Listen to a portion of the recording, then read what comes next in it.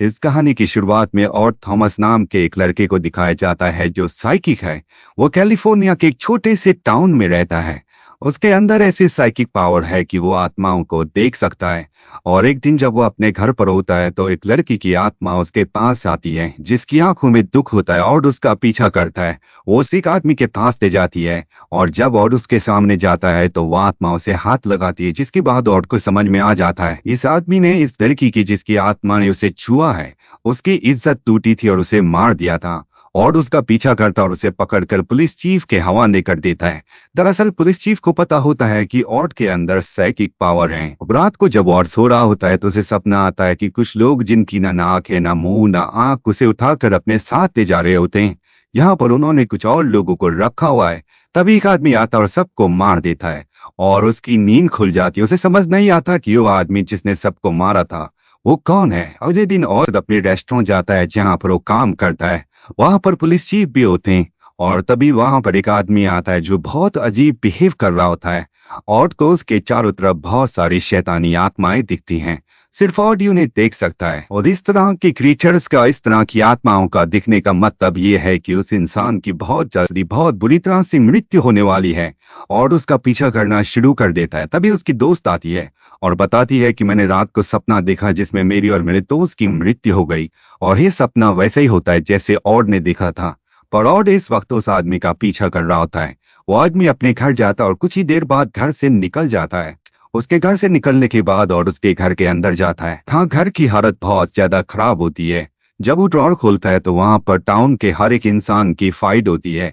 Calendar पर भी हर एक तारीख पर कुछ ना कुछ लिखा होता है, लेकिन उस कैलेंडर में 15 तारीख का पेज फटा हुआ होता है, जिससे वो समझ जाता है कि 15 तारीख को कुछ ना कुछ होने वाला है। तभी उसे सामने एक दरवाजा दिखता है जहां से उसे अजीब सी आवाजें आती हैं। जब उस दरवाजे के अंदर जाता है तो वहां पर बहुत सारे पक्षी कैद होते हैं। वहां पर एक आउल भी होता है और तभी दीवार पर एक होल होना शुरू हो जाता है। उसके अंदर ऑड अपना हाथ डालता है और वो होल बहुत बड़ा हो जाता है जिसके अंदर वो फंस जाता है। दरअसल ये नर्क का यानी कि हेल का रास्ता है जहाँ से बहुत सारी हेल की आत्माएं हमारी दुनिया में आना शुरू हो जाती है। और किसी तरह से यहाँ से भागकर सीधा पुलिस चीफ के पास जाता है और उस आदमी की फाइल देता है जिसके घर हो गया था। दरअसल उसका नाम वो फंगस रखता है। पुलिस चीफ को ऑड पर विश्वास होता है क्योंकि ऑड की मदद से उन्होंने बहुत सारे केसेस को सॉल्व किया था।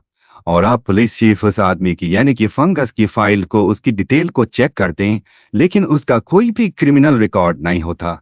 दरअसल ऑड का ये मानना होता है कि वो जरूर कुछ न कुछ बड़ा करने वाला है। सीधे फंगस तक क्रिमिनल रिकॉर्ड ना होने के बाद भी पुलिस चीफ ऑड के कहने पर एक डिटेक्टिव उसके पीछे लगा देते हैं। और अगले दिन अपनी दोस्त के साथ एक जगह जाता है और तभी वो ऊपर से देखता है कि फंगस गुस्से से उसकी तरफ आ रहा है। वो अपनी जान बचाने के लिए अपनी दोस्त के साथ भागता है और एक बॉलिंग गेम में आ जाता है जहां पर बॉलिंग गेम के स्टाफ ने उस तरह के कपड़े पहने होते हैं जिस तरह के लोग उसके सपने में आए थे, जो उसे उठाकर ले गए थे, जिनका चेहरा बिल्कुल सपाट था। यहाँ पर आने के बाद ऑड की शक्तियां भी पूरी तरह से कम हो गई थी। वो समझ जाता है कि यहाँ पर कुछ न कुछ है और कोई बड़ी चीज शहर में घटने वाली है। इसीलिए अब ऑड अपनी दोस्त के साथ अपनी उस दूसरी दोस्त के घर जाता है जिसे उसी तरह का सपना आया था जिस तरह का ऑड को आया था। और उसके सपने के बारे में पूरी डिटेल से पूछता है, जिसके बाद वो कहता है कि तुम्हें यहाँ से जाना होगा, तुम्हें और तुम्हारी बेटी की जान को खतरा है। मैं अपनी मॉम के घर चले जाना चाहिए, लेकिन इस बारे में तुम उन्हें भी मत बताना। और इसके बाद वो ऊपर के कमरे में जाता है जहां पर उसकी बेटियां होती है। वहां पर नर की वही आत्माएं होती है, लेकिन वो उन्हें नजरअंदाज करता है क्योंकि अगर उन आत्माओं को पता चल जाए कि और उन्हें देख सकता है तो वो उस पर अटैक करके उसे मारने की कोशिश कर सकती हैं। और अब ऑड अपनी दोस्त के साथ यहाँ से निकल जाता और जब भी रास्ते में होते हैं तभी एक लड़की चीखती हुई इनकी तरफ आती है। दरअसल ये उसी डिटेक्टिव की दोस्त है जिस डिटेक्टिव को पुलिस चीफ ने फंगस को नजर रखने के लिए कहा था। इसके पीछे डॉग्स होते हैं जो इसे मारना चाहते हैं और तभी लड़की को बचाने के लिए कोई डॉग्स पर गोली चलाता है, लेकिन गोली लड़की को लग जाती है जिससे उसकी मृत्यु हो जाती है। और अब यहाँ पर पुलिस आती है जिसके बाद इन्हें पता चलता है कि किसी ने इस लड़की को अगवा किया था। पुलिस चीफ भी यहाँ पर आते हैं और उन्हें बताता है कि जो डॉग्स इसका पीछा कर रहे थे वैसे ही डॉग्स को मैंने फंगस के घर पर देखा था।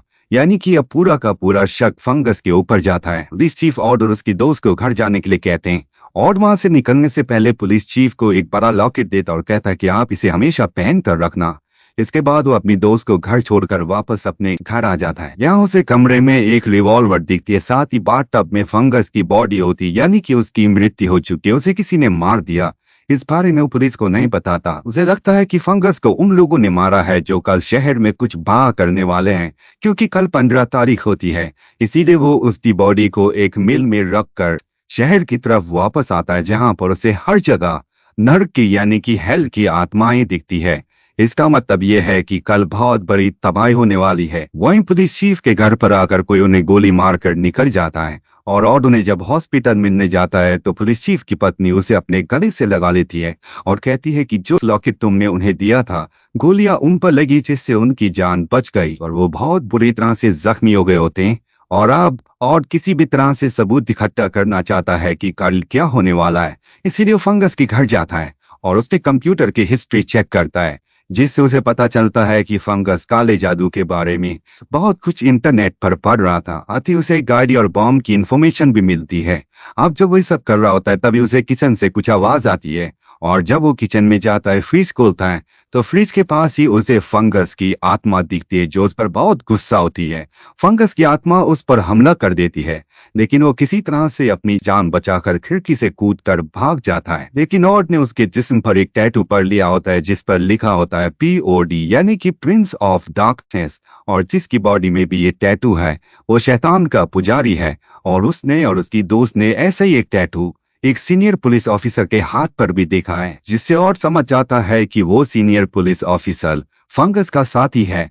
और जब पहली बार ऑड ने पुलिस चीफ को फंगस के बारे में बताया था तो वो पुलिस ऑफिसर भी वहीं पर था, जिसके बाद उसने फंगस को मार दिया ताकि इनके प्लान को कोई भी रोक ना सके।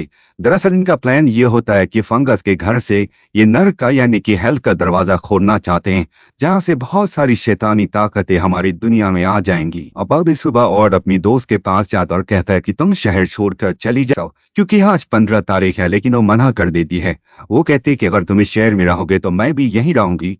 इसके बाद ऑड अपने ऑफिस जाता है, जहां पर वो देखता है यहाँ सब लोगों को किसी ने मार दिया है। तभी वो देखता है कि एक पुलिस ऑफिसर ने नकाब पहना है। वो समझ जाता है कि ये वो सीनियर पुलिस ऑफिसर है जिसके हाथ में POD यानी कि प्रिंस ऑफ डार्कनेस लिखा है, जो फंगस का साथी है।